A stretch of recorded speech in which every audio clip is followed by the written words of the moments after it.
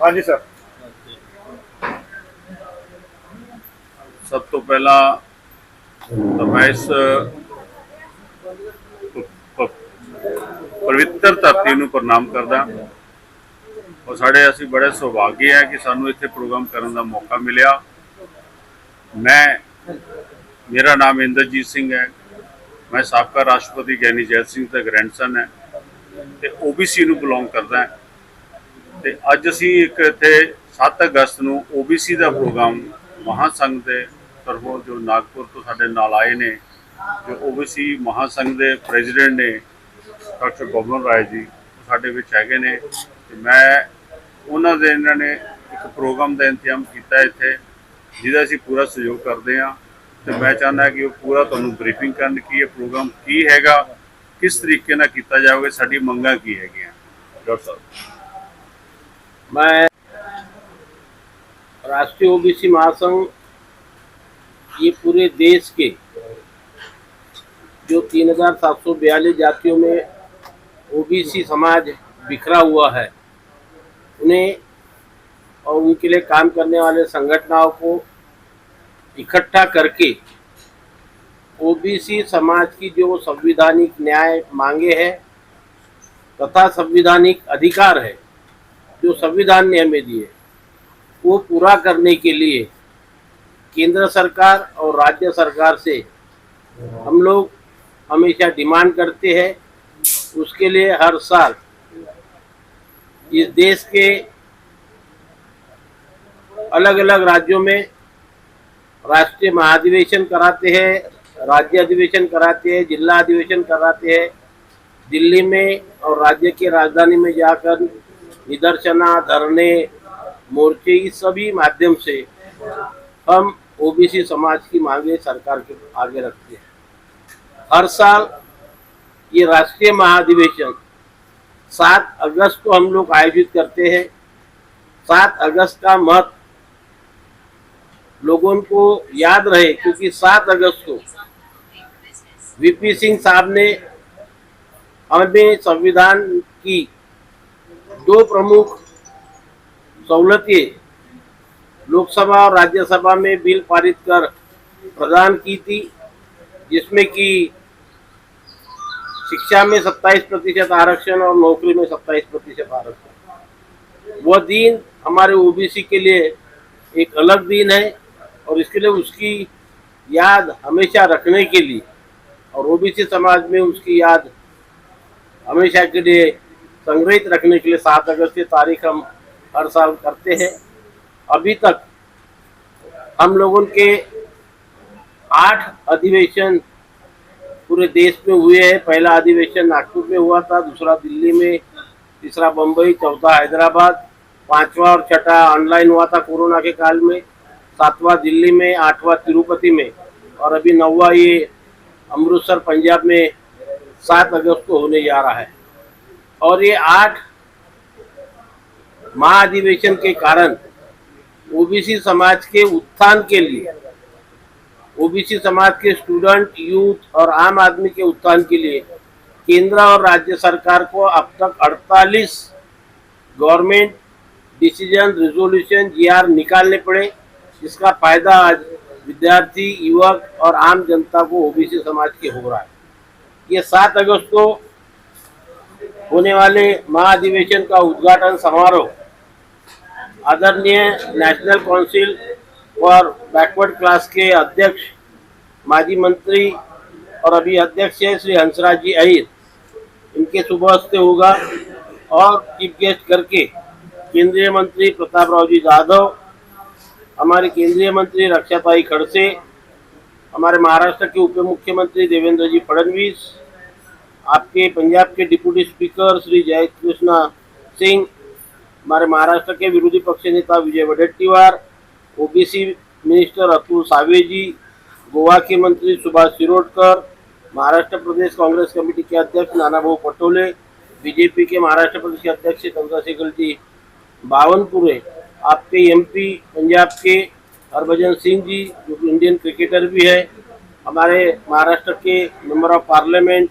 Shrimati Pratibhatai Dhanorkar, member of parliament Namdev Kirsan, Amar Kale, Prashant Padole, Shyam Kumar Barve, शोभा बच्चा, संजय देशमुख, बड़ू मात्रे, और तेलंगाना की एमपी यरेला राजेंद्र, और तेलंगाना की एमपी रविंद्र विदुरज्जा, सुरेश कुमार सेतर, कटारिया, आपके पंजाब के एमएलए है, रणप्रीत सिंह स्वर्ण, एमएलए आपके पंजाब के ऑनरेबल श्री राजकुमार सैनी, हरियाणा के एक्स मेंबर ऑफ पार्लियामेंट है, हमारे महाराष्ट्र के एक्स मिनिस्टर महादेवराव जानकर, हमारे महाराष्ट्र के माजी मंत्री परिणय फुके, विधायक अभिजीत वंजारी, विधायक सुधाकर अटपले, ये लोग पहले सत्र में हमें मार्गदर्शन करेंगे।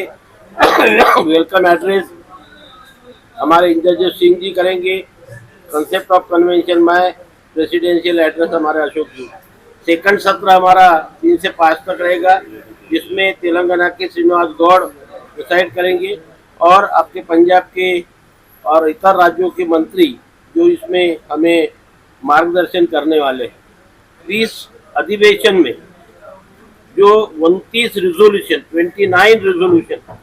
हम लोग पास करवाने जा रहे हैं, जिसमें कि पहला रिजोल्यूशन हमारा है कि पूरे देश में ओबीसी समाज की कास्ट बेस सेंसस होनी चाहिए, जो 2016 से हम कंटिन्यू इसके पीछे लगे हुए हैं।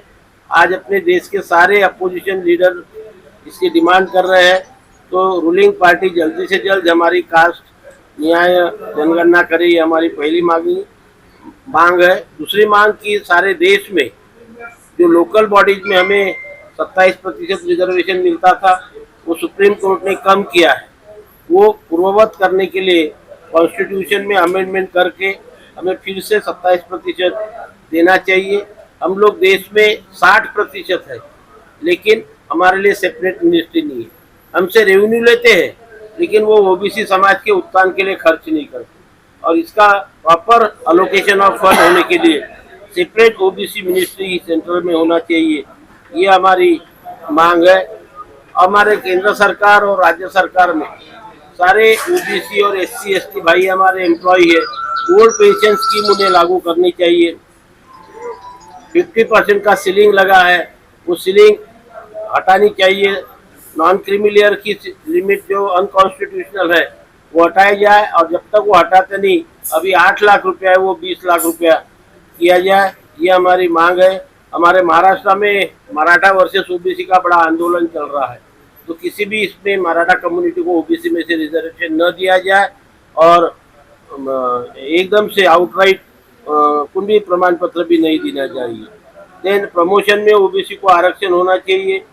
देन हर एक तालुका लेवल, डिस्ट्रिक्ट लेवल पे ओबीसी बॉयज एंड गर्ल्स के लिए हॉस्टल होना चाहिए। नचिपन कमीशन, मंडल कमीशन, स्वामीनाथन कमीशन की सारी मांगे, सारे रिकमेंडेशन जल्द से जल्द पूरी करना चाहिए। विधानसभा लोकसभा में हमें रिजर्वेशन मिलना चाहिए। महात्मा फुले और सावित्रीबाई फुले को भारत रत्न जल्द से जल्द इस सरकार ने देना चाहिए। इस तरह के 30 डिमांड्स पे हम लोग परसों चर्चा करेंगे, रिजोल्यूशन पास करेंगे, और वो रिजोल्यूशन आने वाले समय में सेंट्रल गवर्नमेंट के सामने रख के वो पूरी करने की डिमांड हम आने वाले साल भर में करने वाले हैं। और इस तरह से इस कितना दबाव पड़ेगा परसों की, जो इतना दबाव पड़ेगा, क्योंकि अलग अलग राज्यों से जो मंत्री आ रहे हैं, और भारत सरकार पर दबाव कितना के डालने में आप सफल होंगे? देखिए, मैं अभी आपको कहा कि हम लोग 2016 से जो काम कर रहे हैं, और हर साल अधिवेशन लेके अलग अलग पार्टी के लोगों को बुलाकर हम लोग हमारी मांगे डिमांड उनके सामने रखते।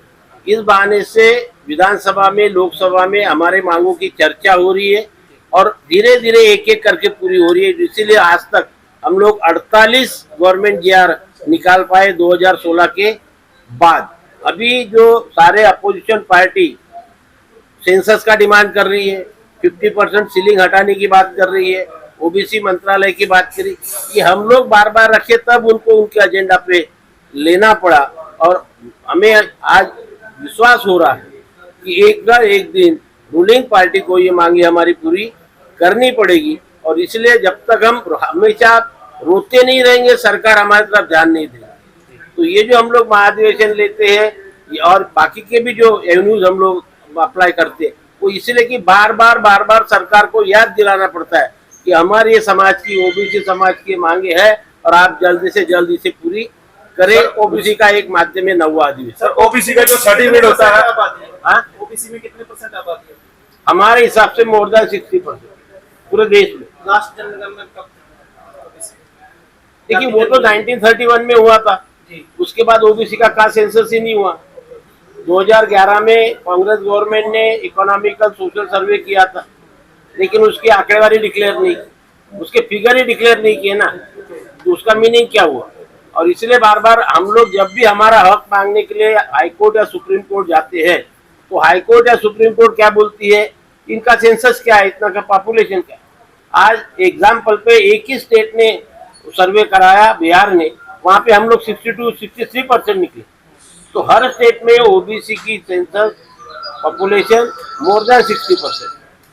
कितनी बिरादरी आती है, कितनी? पूरे देश में 3742 कास्ट पूरे देश में, और हर स्टेट में उसका फिगर अलग अलग। जैसे हमारे महाराष्ट्र की अगर आप बात पकड़े तो महाराष्ट्र में 400 कास्ट इन ओबीसी कैटेगरी, पंजाब में 60-70 कास्ट पंजाब में, हर स्टेट में उसका अलग अलग फिगर है। लेकिन इन ऑल अगर हमने इंडिया की बात की तो 3742 है। सर जो ओबीसी का सर्टिफिकेट होता है उसका सर क्या वैल्यू है?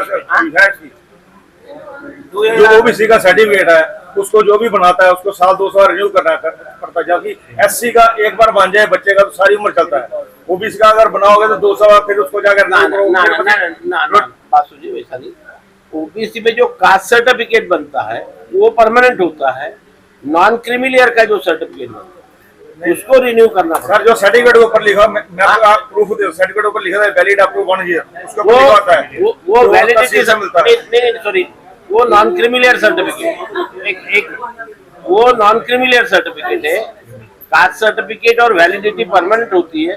नॉन क्रीमिलियर इसलिए किया हर 3 साल के बाद है कि एवरेज 3 साल का एवरेज इनकम आपका 8 लाख रुपया से कम होना चाहिए। वो लास्ट 3 साल, लास्ट 3 ईयर। अब अगर इस साल हमने निकाल ली वो 3 साल तक वैलिड रहेगा, फिर 3 साल के बाद बताना पड़ता है आपको कि अभी भी मेरा प्रीसीडिंग 3 इयर्स का इनकम बिलो 8 लाख है। अगर आगे के 2 साल में इनकम बढ़ गया तो आपका वो नहीं मिलेगा ना। विरोधी धਿਰ नेता राहुल गांधी की ओर से भी ओबीसी की बात उठाई गई थी। क्या लगता है कि अगर विरोधी धਿਰ के नेता राहुल गांधी इस मुद्दे को जोरों से उठाए और ये मुद्दा चर्चा का विषय बने तो ओबीसी की मांगे पूरी हो सकती है? बिल्कुल, डेफिनेटली। देखिए वो जिस कॉन्फिडेंस के साथ बोल रहे हैं कि हम सेंसस करा के रहेंगे, सिर्फ डिमांड नहीं कर रहे, क्योंकि अभी जब संवैधानिक पद उनको मिला है और उनके साथ साथ उनके अलायंस के जो बाकी के समाजवादी पार्टी के अखिलेश यादव जी है, टीएमसी के नेता है, सभी लोग अभी डिमांड कर रहे हैं। और सभी लोग डिमांड करने से बार बार इतने बड़े स्ट्रांग अपोजिशन पार्टी की जब डिमांड होती है तो रूलिंग पार्टी को एक ना एक दिन वो कंसिडर करना ही पड़ता है। ठीक है।